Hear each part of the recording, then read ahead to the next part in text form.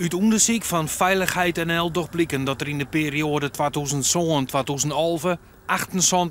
78% meer ongelukken gebeurd binnen. De meeste ongelukken binnen eenzijdig. Meesten kantelen met een scootmobiel of rieden ze in objecten onlijkens een stoep.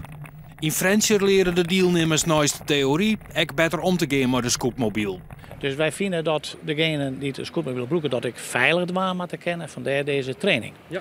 Het is niet alleen het kennen van de verkeersregels, maar ik omgaan met jouw scootmobiel. Waarom doe je allemaal aan de cursus? Omdat ik benieuwd ben wat ik hiervan op kan steken. Want ik ben beginnend bestuurder, dus ik moet alles nog leren. Is het ingewikkeld? Het is ingewikkeld om uiteindelijk de hendels te bedienen. En ook de verkeersborden enzovoorts waar je wel en niet mag komen. Nou, dat is even anders dan in de auto. Vind je van de cursus?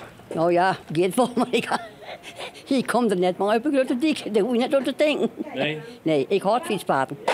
Dat lijkt het mij beter te. Toch gaan de cursisten dus 13, maar wel onder begeleiding. Want zeker beginners rennen risico's. Heb je al eens wat de situatie mooi maken die gevaarlijk weer?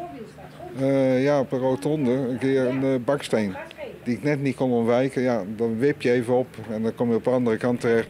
Gemeentes kunnen naast trainingen aan extra verbeterd toegankelijke dikken van scootmobiels. Wij proberen zo min mogelijk obstakels te creëren in de openbare ruimte. En wij doen een protte volgens het principe shared space. Nou, en dat is helemaal ingericht op rekening houden met elkaar. En zorgen dat ik, de scootmobielberijder, daar zijn plek in vind en een rol in spelen kan. Want dat is wel een uitkomst, hè, zo'n scootmobiel. Ja, je kan wel een eindje vieren, want ik ken het meeste vier rennen. Ik ken er wel een eindje rennen, maar net meeste vieren. Nou ken je niet een beetje verder. Maar als je een uur rijden had, dan had ik wel honger, ja? Ik tenminste wel, ja.